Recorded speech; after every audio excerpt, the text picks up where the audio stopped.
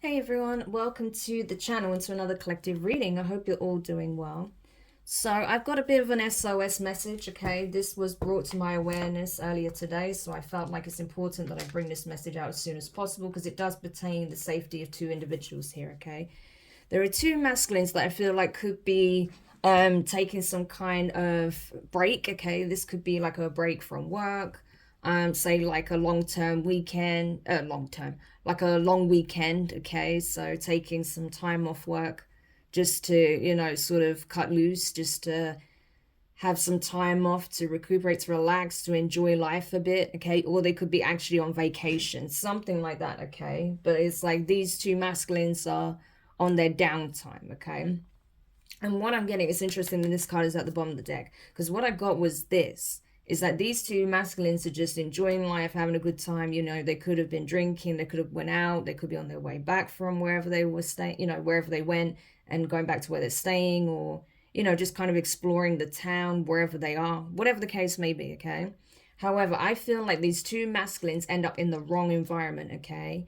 And unknowingly they walk into a situation where they actually become hostages, okay? So this would be like a terrorist related situation, okay? It could be domestic or international, as I mentioned, okay? But I feel like these two masculines, okay, two males, okay, actually stumble into the wrong environment, wrong situation at the worst possible time, and then the criminals are looking at them like, perfect, now we have hostages. So that's what I'm getting, okay? So we're going to have a look into this more and see what the hell is going on here, because I've got this as like an SOS message. And I feel like this will obviously make the headlines at some point. I don't know when exactly this will be, but I feel like this is something that's coming, okay? And that's why it was brought to my attention. Wrong place, wrong time kind of situation, okay? So, and I feel like these are two friends. So let's have a look and see. But they could be relatives. But let's see. Tell me more about this situation, please. Anomaly. Yeah. Wrong place, wrong time. Mischief. Exposed. Commitment. Bond. Balance. Anticipation. Release. And then we have battle. Yeah, so what I'm getting is this, okay? These two people don't belong in this environment. This could even be like a same-sex relationship, two friends, okay, like best friends, or even relatives, okay? It's either one of those. Take it how it resonates. For, in this situation, it's possible that they could be in a same-sex relationship, and that's what makes them even a target. I don't know, depending on where they are and the people that encountered them. But there's something about these two that stands out, okay? It could even be the fact that they are not nationals of the country they're in at the time, so they could be foreign, and that was another thing that stood out to them, because maybe they thought, oh, because they're from a certain region, that means they may have affluence, they may have money. It could even be the way they dress, the way they appear makes the group, the gang, the squad, whatever, believe that they could be of money, okay? And so that's what made them a target. So take it how it resonates. Either way, there's something about them that's different, they stand out, and that's what made them a target. I do feel like this group had already been shaking people down in this region for money, for whatever they have, okay? So this could be a group that specifically targets foreigners or targets like certain classes of society, okay? So they could often target people that do come from wealth or something like that, okay? So this is an organized thing. They do this. This is what they do. This isn't something random, okay? This is something that they do. This is like some form of like gang or group, okay? That this is what they do. I feel like as well that like I said, these people just walked into the wrong place at the wrong time. Like, there might have been a really sketchy part of town they wasn't aware of that you just don't go to. This could be like this gang territory, okay? Or like, say if it is like a terrorist situation, then it could be, a known part where they operate, right? And these people didn't know that, and unfortunately they got caught in you know, possibly like even a crossfire situation between this militarized group and maybe you know, the actual local government or military or whatever. If it's not that, then, you know, they could have had some kind of standoff with police. These two happened to be in the wrong place at the wrong time, and they were taken as leverage, okay? Possibly in the negotiations between them and police, right? So they would stop being fired upon or attacked by, you know, the local police or something like that. But I feel like they were just in the wrong place at the wrong time, and they were like, great, we've got hostages now, and they were taken, okay? That's what I'm getting.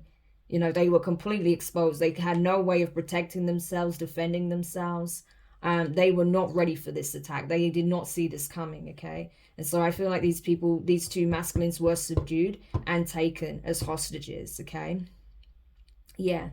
Again, these two could be in a same-sex relationship. It is kind of highlighted here, okay? If it's not that, then, you know, I feel like they are relatives. This could even be like two brothers, a father and a son, something like that, okay?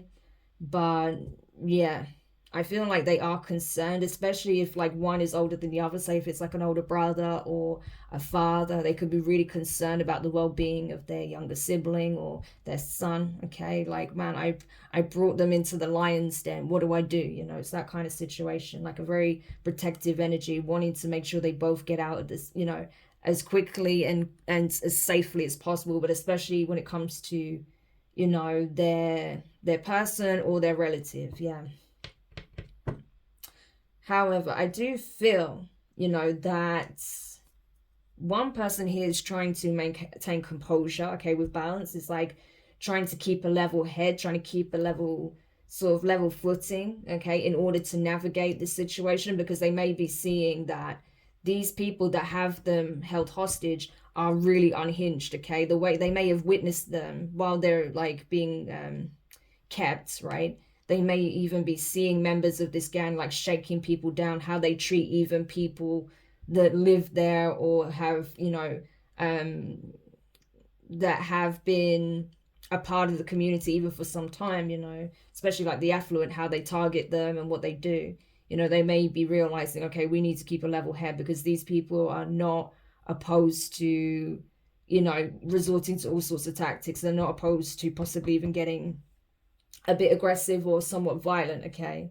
So I feel like this person's trying to keep a level head because they may see these people as hot-headed, right? Easy to rile up, okay? Easy to kind of trigger. And when they're triggered, they'll do things that, you know, are unpleasant, that makes you uncomfortable, and that may even come across as torture tactics, okay? That's kind of what I'm getting. It's not just harassment, but it could even go into like torture territory, okay? So this is why this person feels like they need to keep a level head, even though, you know, part of them is expecting the worst, okay, with anticipation and release.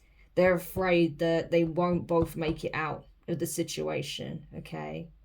And that once this group realizes that perhaps they don't have a great deal to offer, or they're not going to get some kind of ransom or something like that, then they may leave them for, you know, dead or, you know, something of that nature. So they're a bit concerned about this, okay? They're concerned about the outcome, understandably, because this is a really messed up situation to be in, okay? And I do feel like there is some distance involved. Like, this isn't their local town, put it that way, you know? So they could be like international, there could be like international travel involved, right? When this happens, and they're like, yeah, I did not see this coming. Like, what do we do, you know? So this is crazy. Tell me more about the situation, please. Yeah, routine. So I feel like this is it. Again, it's just highlighting the fact that this is what they do, okay? Routine. They have a whole way of doing things, a whole setup, okay? They have a complete way of doing things. So it's not random, okay? Their targets are not randomly selected. But in this case, they got lucky with these two masculines coming in. They target affluent people. That's what they do, okay? So anyone that seemingly is affluent, that doesn't really fit in, or that could potentially have money, like I said, tourists, yeah, they'll make a point of like following them, seeing where they go, what they do, their patterns of behavior, where they're likely to be. And then that's when they will strategize on the best way to get whatever it is that they want from them, okay? Whether it's ransom, whether it's like, you know, robbing them, or, you know, breaking into wherever they're staying and stealing from them, whatever the case may be. You know, they're not opposed to any of those tactics, right?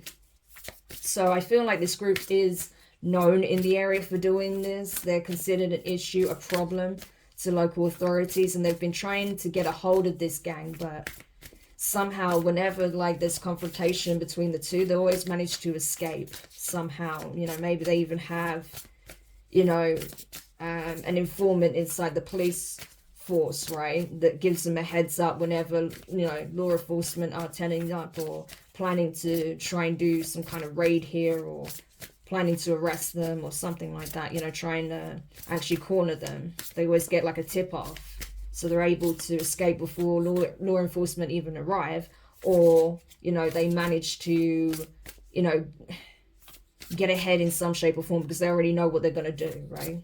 Yeah. We have dominance.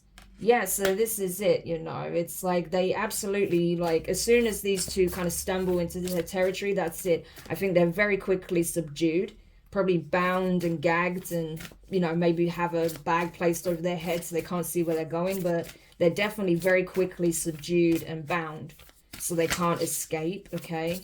And then they're transported to wherever their hideout is. Yeah, distraction. Yeah. So I do feel like, again, these two men, you know, they could have even got talking to somebody, or somebody, you know, somebody saw these two men stumble into their territory. They may have alerted others, okay, who perhaps, like I said, was already targeting someone else, or already dealing with a situation where the police are involved. And they were like, oh, brilliant, now we've got hostages, okay, we can use them as leverage, okay? And so that's when they swooped in and decided to kidnap these two men, right? But they're trying to use them as a smokescreen as well, as a bargaining chip to receive more, to take more, right? Because like I said, they've got more than one operation going at any one time. So they're trying to use these captives as smokescreens, but also as a bargaining chip for possibly a ransom here as well. Yeah, we have gifts. Yeah, I'm telling you, they've already searched these two people. They've taken everything they have that's of value, okay? They may feel like, you know, that there's something more that they may have that they're not letting up, okay? But I feel like when they're questioned about this or interrogated, you know, they do keep their composure, especially, like I say, either like the older male or the more mature male. They're very composed. So even if they're using like I said, torture methods, or like intense, you know, if there's like harassment involved or intense intimidation or something like that, whatever it is, it's not working on this masculine. They're keeping themselves composed because they know what it is that they're doing. Yeah. I feel like they are making death threats, okay? They are threatening to harm these individuals, right? Especially if, like, say, if one of them's their son, then they may be threatening to harm their son, okay? And the other masculine, like the dad, is trying to maintain their composure, okay? Because they don't want their son to be afraid. They don't want them to assume that it's going to end in tragedy, you know? They may also be concerned about their partner, you know, the child's mother, you know, their child's mother. I don't think this is necessarily a child, but, you know, how they're going to react to the news and the situation. It's like they know that the worst case scenario, you know, for them both would be for something to happen to their son or the younger sibling here. Like it would break their parents' heart, right? Something like that. Yeah. Like the parents of whoever this younger male is, you know, whether it's them, whether it's their parents, whether it's, you know, another person, another set of parents, if it's their partner, then they know it would absolutely break them if they didn't make it, okay? Like it would be a huge loss. And so like this man is trying to do everything they can to try and ensure their survival. Yeah.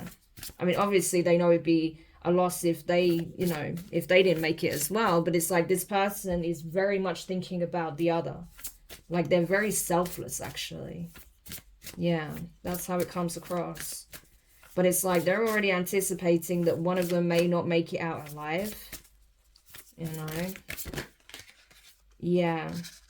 But I don't think it's going to go as badly as they think it is, okay?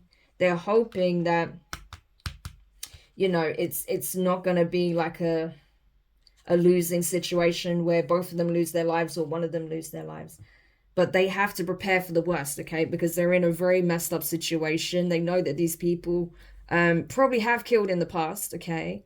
And that they are violent, that they're not opposed to doing this, okay? They may have even shown them evidence of what happens when people cross them, okay? You know, so they know that these people are willing to do that if necessary. But I think this masculine knows that things are not going to play out that way. They have to prepare themselves for the worst, but they're hoping for the best. That's what I'm getting, right? Yeah, distance. I'm telling you, these men, they're in a different location, okay? This gang is in another country or another state or something like that, right? They're in a different location to where these two men are from.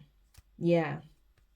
But they don't take it seriously at all with play. Like, they see it as almost like, you know, fun, you know. They enjoy having the notoriety. They enjoy, you know, sort of provoking fear, right? They like seeing people submit to them out of fear of what could happen to them. Like I said, especially if they're incredibly violent, if they flash weapons or threaten people with weapons. Yeah, they like seeing people pander to them. They like seeing people in fear of them and submitting to their will.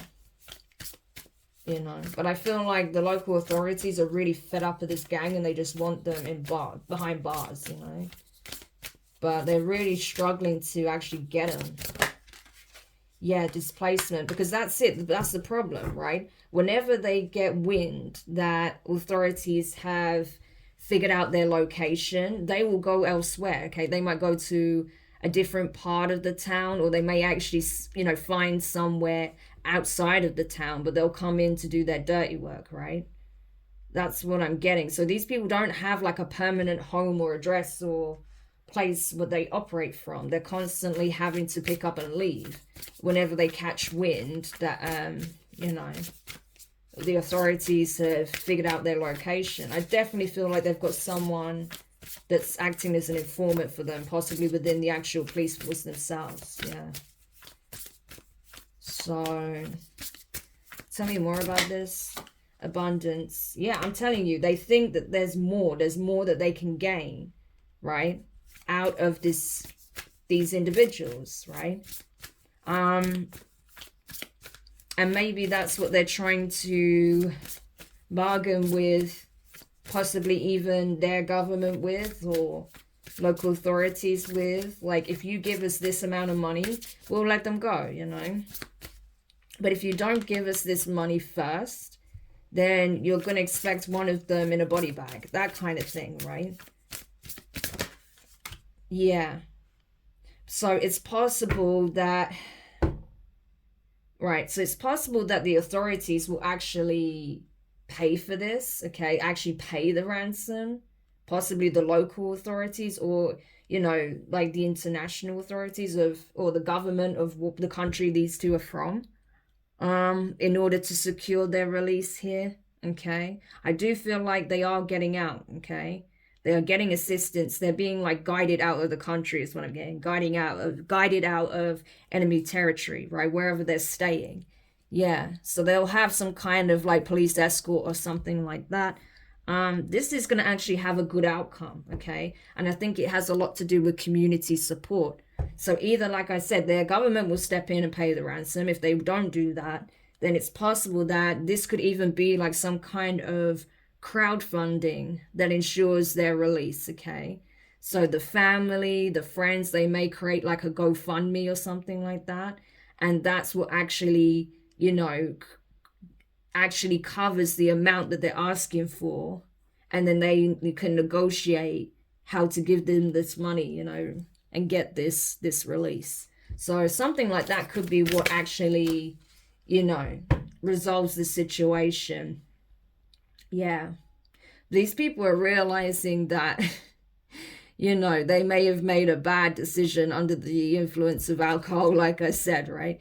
Possibly on holiday, drank too much, stumbled into the wrong part of town, and, you know, the rest is history. But after this, I feel like, you know, if they were drinking a lot or doing substances or whatever, it's going to really put them off, okay? Because they're going to want to keep a clear head, you know, whenever they're traveling on holiday or in any kind of environment that they don't know like the back of their hand. So, but it does look like it's going to have a good outcome, okay, which I'm really glad about. It's just, you know, realistically, they know this could have gone really bad, okay? But it does look like it's going to be resolved, possibly through the payment of some kind of ransom here, okay? But it looks like it is a community effort if it isn't, you know, their government or local authorities actually negotiating and coming to some kind of agreement here, okay, on the price or on whatever it is that they're asking for. But there's definitely going to be some kind of resolution, which is good, okay? I am glad to see that. So is there anything else that we need to know about the situation? Memory. Yeah. Anomaly. So they may have even come across these people before, okay? And they're realizing that, you know, because of the situation I was in, like they're in, like I said, they may be on the verge of possibly having to face a significant amount of the police, okay?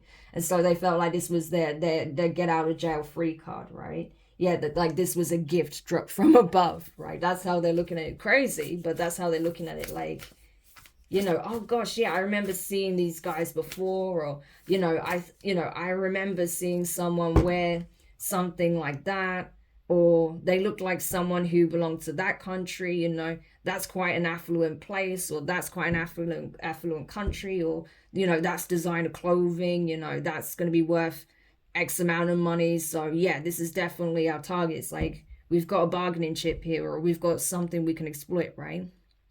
And so yeah, I feel like these people acted in a moment of fear.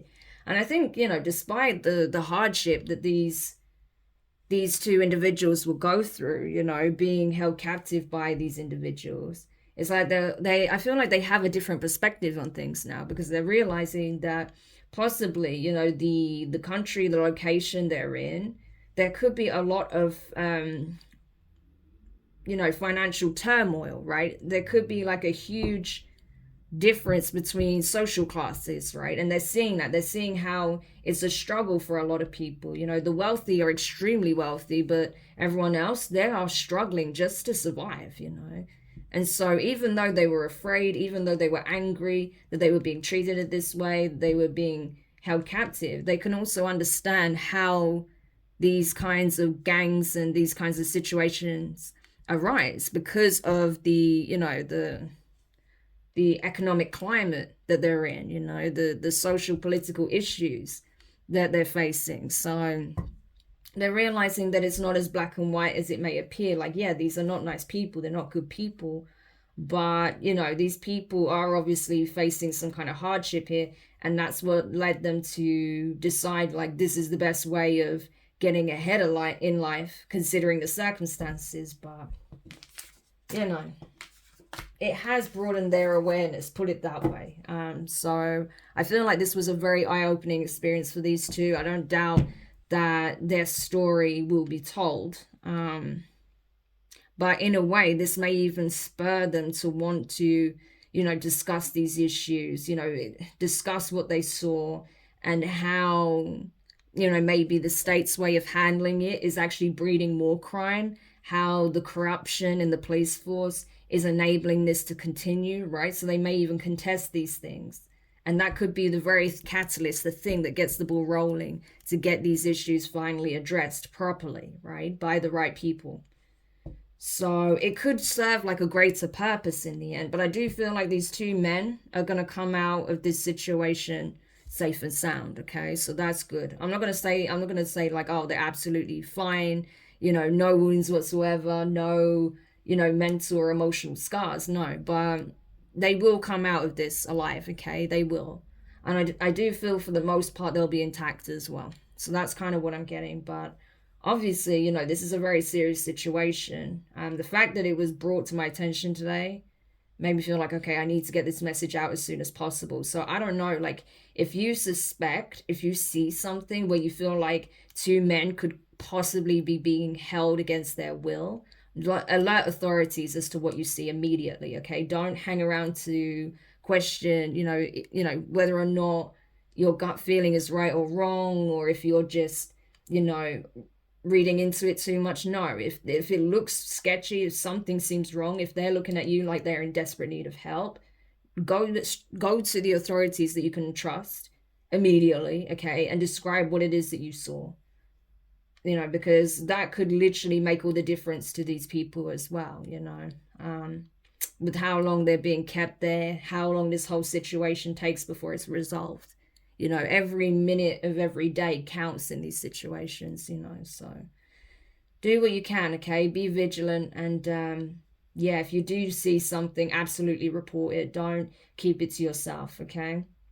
So I hope this helps. Thank you for checking it out. If you found it useful, make sure you hit the thumbs up. Subscribe if you haven't already. Click the notifications bell and click all so you don't miss any of your upcoming readings. But for now, I'm wishing you guys all the best, and I'll speak to you soon. Bye.